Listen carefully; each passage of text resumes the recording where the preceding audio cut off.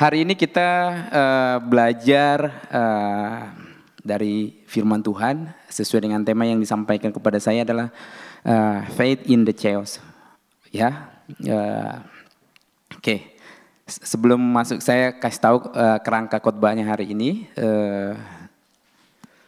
Nanti kita akan belajar tentang yang pertama pengertian faith in the chaos, kedua contoh keadaan chaos, yang ketiga teks firman Tuhan, yang keempat ada rute perjalanan bangsa Israel keluar dari Mesir ya. Jadi kok tiba-tiba ada rute karena nanti dalam perjalanan itu ada bicara tentang chaos ya, atau keadaan yang ya yang kacau gitu ya, atau yang kejadian yang tiba-tiba terjadi yang tidak direncanakan. Lalu yang kelima ada penyertaan Tuhan atas bangsa Israel ketika keluar dari Mesir. Yang keenam ada pembahasan teks tentang firman Tuhan. Yang ketujuh adalah poin penting dari firman Tuhan. Yang kedelapan aplikasi firman Tuhan dalam kehidupan sehari-hari. Dan yang terakhir adalah kesimpulan.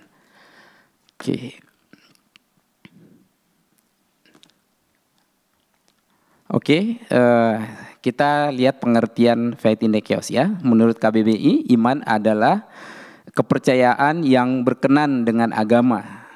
Nah, jadi faith itu kan iman ya, keyakinan dan kepercayaan kepada Allah, Nabi atau kitab dan lain-lain. Itu bicara tentang agama, tentu bicara iman. Namun menurut Alkitab, iman adalah dasar dari segala sesuatu yang kita harapkan dan bukti dari segala sesuatu yang tidak kita lihat. Ibrani 11 ayat 1. Jadi ya iman itu berharap akan sesuatu, tapi ya sekaligus jadi bukti dari yang tidak kita lihat. Oke, lalu chaos artinya apa? Menurut KBBI, chaos adalah keadaan yang kacau balau, atau ya seringkali disebut terjadi kekacauan atau ketidakteraturan. Nah, itu biasanya terjadi secara tiba-tiba, tidak terencana. Jadi sederhananya pengertian faith in the chaos adalah beriman di dalam kondisi kacau atau tetap memiliki iman kepada Tuhan Yesus Kristus sekalipun keadaan atau kondisi tidak baik karena keadaan buruk terjadi atas hidup kita secara mendadak atau tiba-tiba. Oke. Ada di antara kita yang pernah mengalami chaos di dalam hidupnya? Pasti. Iya dong, ya kan? Misalnya tiba-tiba kita mau ke kantor, tiba-tiba ternyata di depan di jalan yang kita menuju kantor ada demo, atau terjadi bom, atau terjadi gempa bumi dan lain sebagainya. Itu misalnya.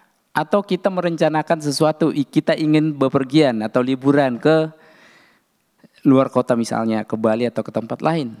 Tiba-tiba terjadi kecelakaan dan lain sebagainya. Unpredictable ya terjadi. Nah,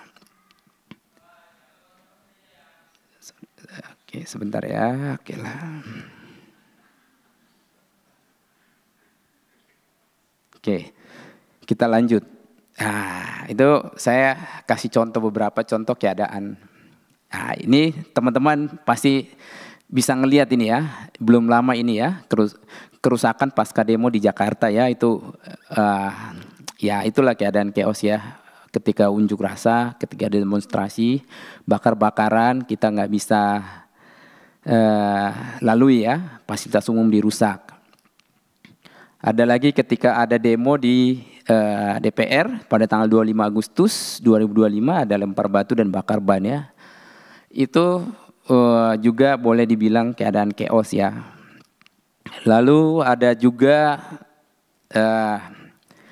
Senin siang 25 Agustus 2025 ketegangan mewarnai aksi demonstrasi di depan gedung DPR RI Jalan Gatot Subroto Jakarta Pusat. Lalu habis demo ada bisa juga bencana alam, misalnya tiba-tiba banjir terjadi. Ini saya mengalami tahun 2027 itu banjir ya, rumah kebanjiran. Nah ini kita lihat gambar itu, Kampung Melayu tuh terendam ya. Coba tiba-tiba terjadi begini pasti kita pusing ya. Ada yang nggak pernah mengalami banjir? Atau melintasi jalan yang tiba-tiba kita nggak bisa lewat? Nah ya. Lalu ada gempa di Cianjur. itu mengakibatkan 323 orang meninggal dan masih ada 9 hilang. Nah, kalau kayak gini terjadi, tentu kita juga bingung ya, atau mungkin ya tidak tahu mau berbuat apa-apa. Lalu bisa juga kondisi sekarang, keadaan ekonomi yang memburuk, bisa tiba-tiba di PHK. Yang lagi bekerja, yang sudah punya perencanaan, ada cicil mobil, cicil motor, cicil rumah, ingin menikah, tiba-tiba di PHK. Nah, itu perencanaan direncanakan tapi tiba-tiba terhambat karena keadaan yang tidak terduga. Oke, sekarang kita lihat belajar kita dari firman Tuhan. Boleh dibuka Alkitabnya dari Keluaran 17 ayat 1 sampai 7.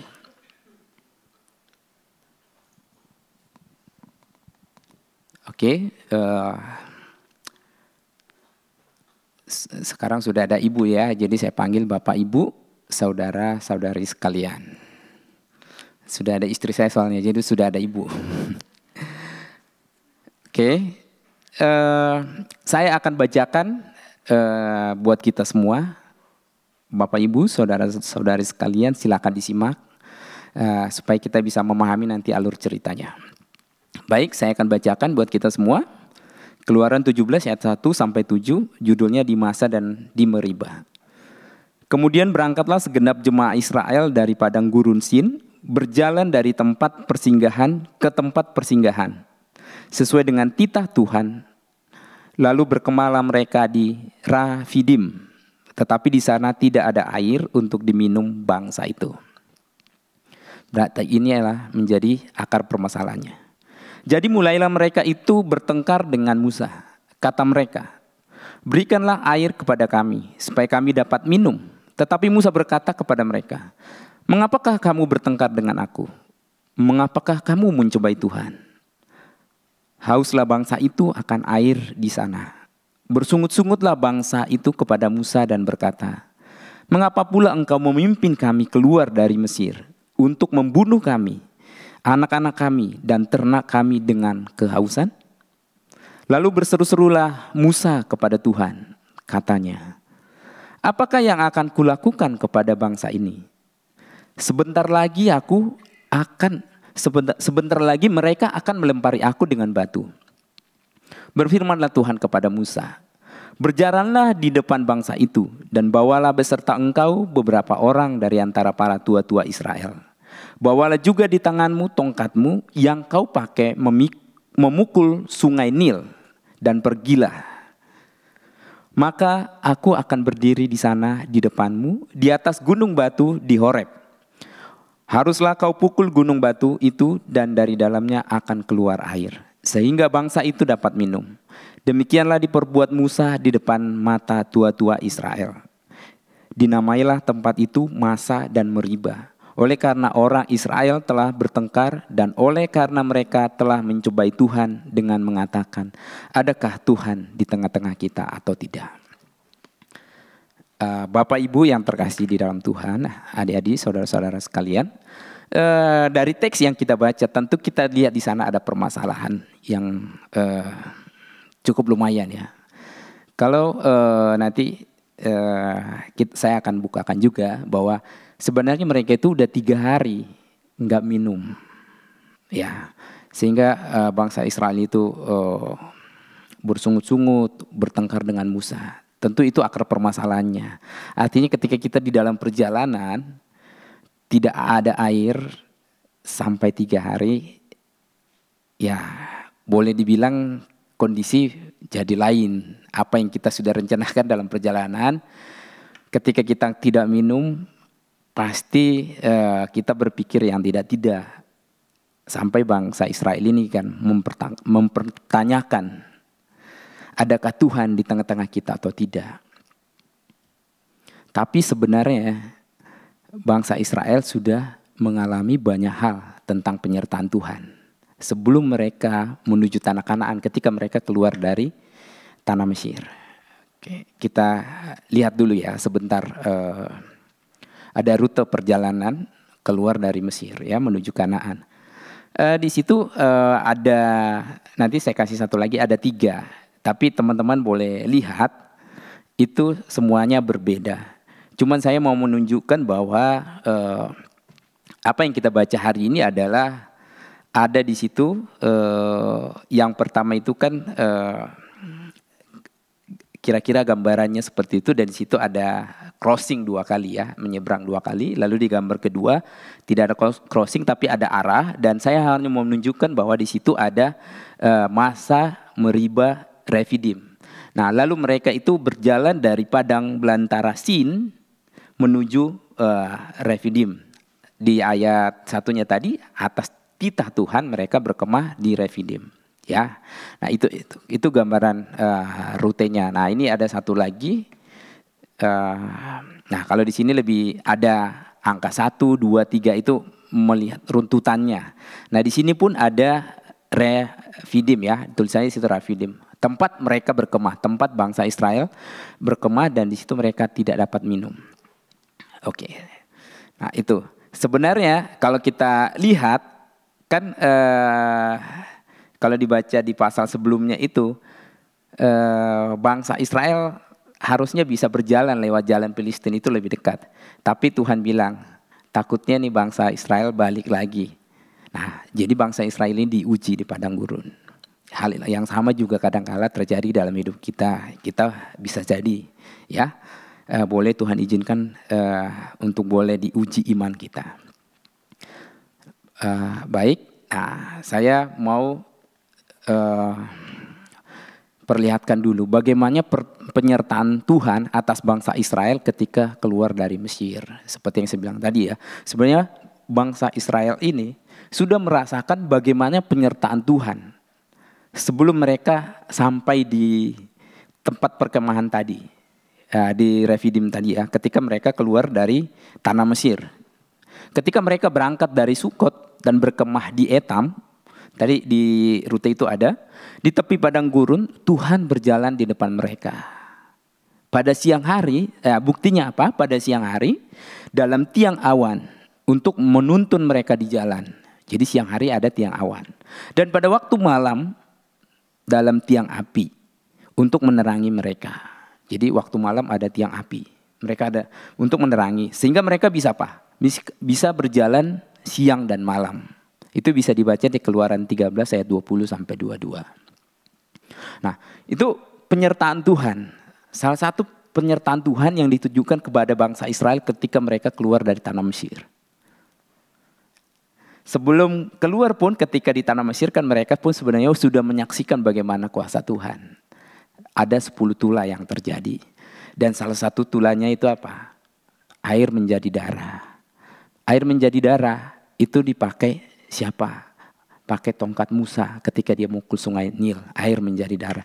Dan itu juga disampaikan oleh Tuhan. Supaya Tuhan mau mengingatkan Musa, engkau telah melihat kuasaku, kenapa engkau masih ragu gitu ya? Maka disuruh bawalah tongkatmu yang engkau pakai memukul sungai Nil. Nah itu, bagaimana bangsa Israel menyaksikan atau melihat bahkan merasakan kuasa Tuhan. Tapi kita lihat tadi mereka tetap bersungut-sungut. Lalu yang kedua, ketika mereka menyeberangi laut Teberau. Ya. Di Keluaran 14 ayat 16. Dan engkau angkatlah tongkatmu dan ulurkanlah tanganmu ke atas laut dan belahlah airnya. Sehingga orang Israel akan berjalan dari tengah-tengah laut di tempat kering. Ini bangsa Israel juga bisa merasakan bagaimana Tuhan berkuasa melalui Musa mengangkat tongkatnya membelah laut sehingga mereka bisa berjalan di tanah kering. Itu kan hal yang mustahil tapi mereka sudah merasakan. Lalu yang ketiga, ada roti dan mana di padang gurun. Nanti bisa dilihat di Keluaran 16 ayat 11 sampai 15. Lalu berfirmanlah Tuhan kepada Musa, aku telah mendengar sungut-sungut orang Israel. Katakanlah kepada mereka, pada waktu senja kamu akan makan daging, dan pada waktu pagi kamu akan kenyang makan roti. Maka kamu akan mengetahui bahwa akulah Tuhan Allahmu. dari penyertaan Tuhan ini harusnya bangsa Israel tidak perlu berkeluh kesah lagi. Bahkan kalau kita baca teks tadi, mereka minta pulang ke Mesir loh. Padahal mereka udah ditebus dari perbudakan. Tapi mereka memilih di sana karena hanya perkara makanan dan minuman. Ini gambaran buat kita semua juga. Sebagai orang yang percaya yang Tuhan telah tebus. Kadangkala masalah bisa silih berganti dalam hidup kita. Tapi adakah di hati kita, adakah muncul di pertanyaan, percuma saya ikut Tuhan, percuma saya percaya kepada Tuhan, kalau masalah silih berganti dalam hidup saya. Ini menjadi pergumulan sekaligus menjadi pertanyaan buat kita. Lalu sekarang kita coba bahas teks firman Tuhan ya. Permasalahan apa yang terjadi? Maka kita lihat. Yang pertama, sesuai dengan titah Tuhan, mereka berkemah di Rafidim, tetapi di sana tidak ada air untuk diminum. Ini salah satu permasalahannya. Ini yang membuat akhirnya apa? Chaos. Kenapa? Bukti chaosnya adalah bangsa Israel bersungut-sungut, bangsa Israel ingin pulang ke Mesir. Menurut pengakuan Musa, mungkin dia akan dilempari dengan batu ketika dia mau ngadu kepada Tuhan. Ya. Ini gara-gara air bisa jadi chaos karena mereka tidak minum. Padahal mereka sudah merasakan penyertaan Tuhan. Jauh melebihi air itu sebelum-sebelumnya. Ada tiang api, ada tiang awan. Laut berberau, dibelah, kering, mereka bisa berjalan. Ada roti, ada mana. Tapi gara-gara hal kecil, mereka bertengkar, bahkan mempertanyakan keberadaan Tuhan. Ini menjadi pertanyaan buat kita semua juga. Cross check hati kita. Ketika masalah boleh ada di dalam hidup kita. Bisa jadi masalah karena kesalahan kita atau keteledoraan kita. Tapi anggaplah masalah itu boleh Tuhan izinkan terjadi. Kita sudah mempersiapkan segala sesuatu dengan baik. Pantaskah kita minta seperti bangsa Israel, minta balik? Padahal Tuhan sudah menebus, sudah membawa mereka melalui Musa dari perbudakan. Mereka dibebaskan dari perbudakan. Kita sudah ditebus dari dosa. Harusnya kita mati binasa karena dosa dan pelanggaran kita. Lalu karena ketika ada masalah terjadi di hadapan kita, pantaskah kita berkata, percuma saya ikut Tuhan. Di mana Tuhan? Padahal kita sudah merasakan kebaikan Tuhan hari lepas hari. Tuhan telah menuntun hidup kita hingga saat ini. Ini menjadi pertanyaan penting buat kita. Mengacu kepada firman Tuhan yang kita pelajari pada hari ini.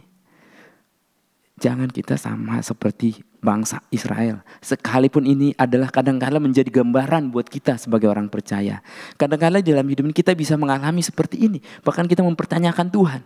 Bahkan kita merasa, kok hidupku seperti ini ya? Padahal saya sudah ikut Tuhan. Saya sudah rajin berdoa. Saya rajin beribadah. Saya ikut pelayanan. Tapi kenapa hal buruk bisa terjadi? Kita lihat bagaimana respon Musa. Respon Musa atas kemarahan bangsa Israel. Berseru-serulah Musa kepada Tuhan dan minta petunjuk apa yang akan dilakukannya terhadap bangsa Israel. Dia berseru. Menurut saya ini adalah langkah yang baik. Ketika terjadi kekacauan, Musa datang kepada Tuhan dan meminta petunjuk. Harusnya itu juga menjadi teladan atau gambaran buat kita ketika ada masalah di dalam kehidupan kita. Harusnya kita datang kepada Tuhan. Kita berseru kepada Tuhan. Lalu yang kedua, Musa mengikuti perintah Tuhan dengan berjalan di depan bangsa itu menuju gunung batu di Horeb. Dengan membawa para tua-tua Israel dan tongkat yang dipakai untuk memukul sungai Nil. Itu nanti teman-teman bisa baca di Kejadian 17 ayat 5. Waktu itu ketika Musa memukul sungai Nil dengan tongkatnya sehingga air berubah menjadi darah. Kalau menurut saya ini sekaligus Tuhan mengingatkan. Kenapa diingatkan Musa untuk membawa tongkat yang dipakai memukul sungai Nil? Untuk mengingatkan Musa, kau harusnya sungguh-sungguh percaya kepada aku. Karena Musa menggunakan tongkat itu untuk memukul sungai Nil. Dan sungai Nil itu apa? Menjadi darah. Itulah tulah yang pertama. Kenapa? Karena pada akhirnya nanti kita bisa melihat bahwa Musa itu sebenarnya apa? Tidak sungguh-sungguh percaya kepada Tuhan. Kenapa? Sebenarnya Tuhan meminta Musa untuk berbicara kepada gunung batu. Bukan memukul, tapi Musa memukulnya. Kita lihat di yang ketiga. Musa memukul gunung batu itu sehingga dari dalamnya keluar air. Sehingga bangsa itu dapat minum. Di Keluaran 17:6. Namun Tuhan menghukum Musa tidak masuk ke tanah perjanjian karena tidak percaya kepadanya dan tidak menghormati kekudusannya. Di mana Musa disuruh berbicara kepada bukit batu itu supaya diberinya air. Namun karena amarahnya Musa memukul gunung batu itu. Itu nanti bisa dibaca di Bilangan 20 ayat 7 sampai 13. Musa sebenarnya diminta untuk bicara, untuk ngomong saja kepada batu supaya air keluar. Tapi karena dia udah marah bertengkar dengan bangsa Israel, dia memukul batu itu sampai 2 kali sehingga airnya keluar. Benar, Tuhan berkarya, Tuhan bekerja. Tapi ingat, kita harus senantiasa takut dan gentar kepada Tuhan. Menghargai kekudusan Tuhan, sungguh-sungguh percaya kepada Tuhan di dalam setiap keadaan kehidupan kita, di dalam setiap permasalahan yang boleh terjadi. Ini yang penting perlu diingat. Kenapa? Karena kita tidak tahu apa yang terjadi, tapi yang pasti kita yakin dan percaya bahwa Tuhan senantiasa menyertai kita di dalam setiap kondisi apapun. Oleh karena itu, tetaplah bersandar kepada Tuhan di dalam setiap permasalahanmu. Apapun kondisinya, yakinlah bahwa Tuhan ada di sana. Lalu apa yang kita bisa pelajari dari teks firman Tuhan hari ini? Ada beberapa poin penting yang perlu kita pelajari dari teks firman Tuhan. Yang pertama, bangsa Israel tidak bersyukur ketika Allah membebaskan mereka dari perbudakan Mesir melalui Musa. Bahkan mereka ingin kembali ke Mesir karena tidak ada air. Karena hanya dengan air mereka ingin kembali. Sebenarnya ini adalah mempertanyakan iman bangsa Israel. Sekaligus mempertanyakan iman kita juga. Apakah kita beriman seperti mereka ketika berada di dalam kesulitan? Katakanlah dalam hal ini tidak ada air. Atau mungkin di dalam kehidupan kita kadangkala sesuatu apa yang kita harapkan, apa yang kita inginkan tidak terjadi. Lalu pantaskah kita untuk lari daripada Tuhan yang telah menebus hidup kita, yang telah mati di kayu salib supaya kita beroleh hidup kekal? Ini menjadi pertanyaan. Lalu yang kedua, bangsa Israel melupakan penyertaan Tuhan ketika keluar dari Mesir. Misalnya ya, seperti mereka bisa menyeberangi laut Teberau dengan kering. Itu mereka sudah rasakan. Ada tiang awan di waktu siang hari dan tiang api di waktu malam hari. Ketika berjalan di padang gurun. Ada roti pada waktu pagi dan mana pada waktu senja. Tuhan sediakan ketika mereka ada di padang gurun. Tapi karena hanya tidak ada air, mereka bisa lupa akan hal itu semua. Mereka bisa lupa bagaimana Tuhan menolong mereka melalui Musa keluar dari Mesir. Mereka tidak ingat bagaimana mereka jadi budak di Mesir. Tidak dihargai, kerja rodi. Tidak punya martabat. Tapi itu semua lupa. Yang ketiga, bangsa Israel bertengkar dengan Musa dan mempertanyakan keberadaan Tuhan ketika mereka, anak-anaknya dan ternak kehausan di padang gurun. Padahal mereka sudah merasakan penyertaan Tuhan, kehebatan Tuhan, kemahakuasaan Tuhan. Bahkan mereka bertengkar kepada utusan Tuhan, yaitu Musa.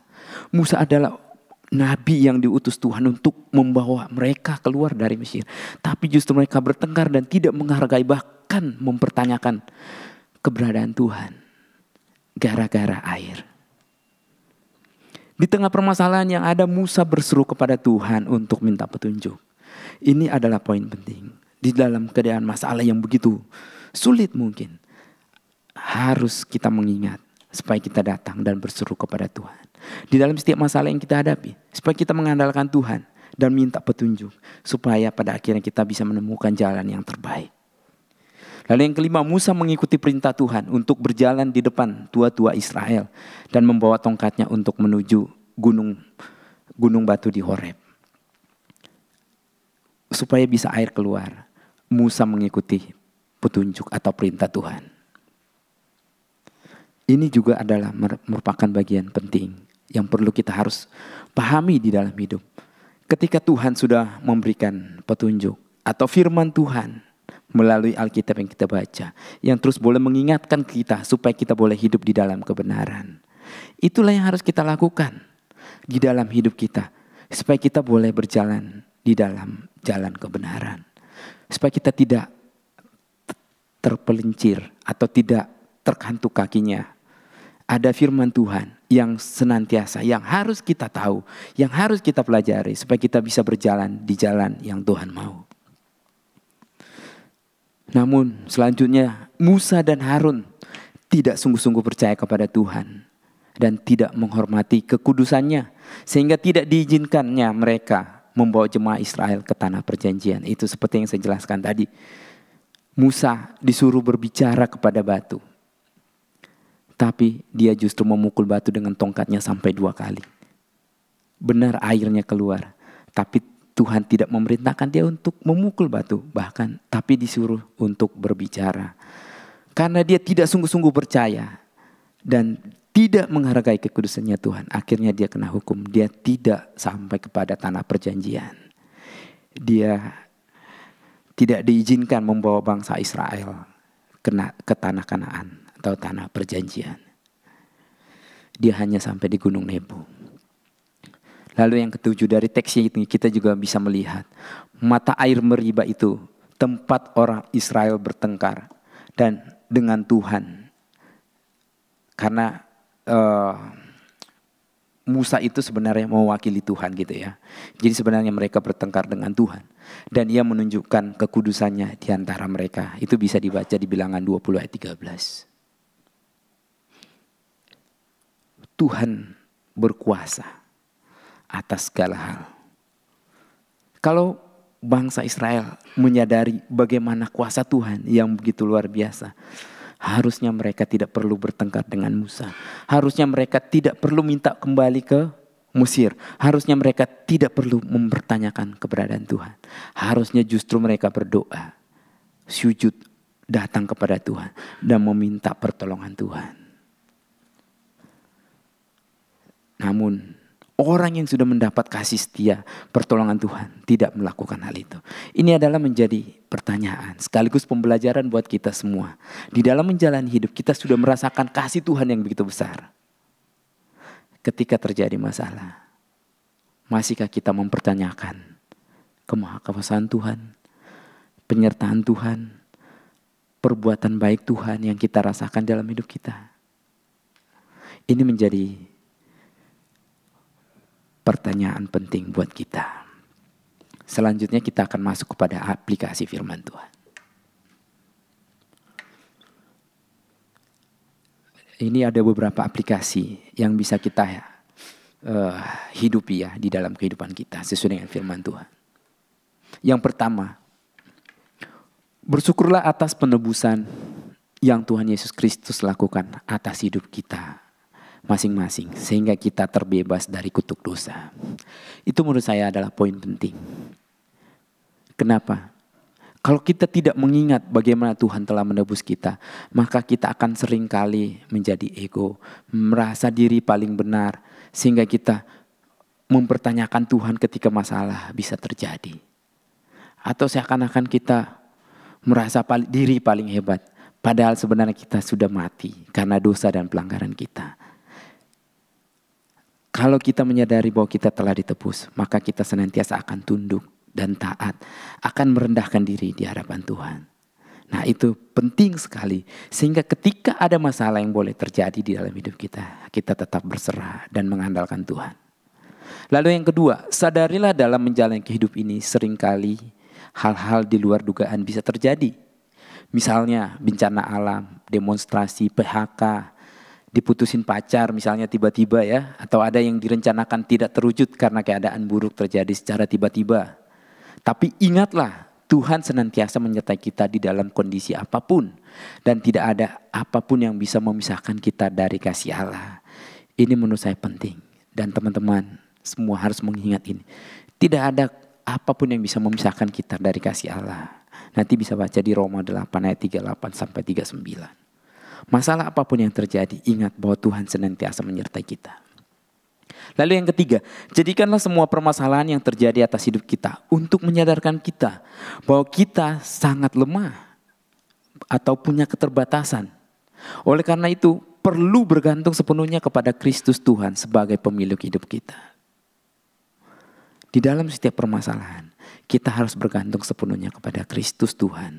Supaya kita bisa menyelesaikan atau bisa menemukan jalan yang terbaik, jalan keluar untuk menyelesaikan setiap masalah yang boleh ada, yang silih berganti, yang kita hadapi, yang boleh ada di dalam kehidupan kita.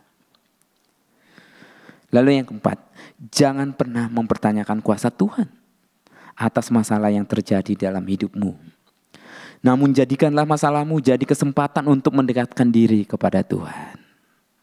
Harusnya masalah yang terjadi bisa mengajar kita atau mengingatkan kita supaya kita semakin mendekatkan diri kepada Tuhan.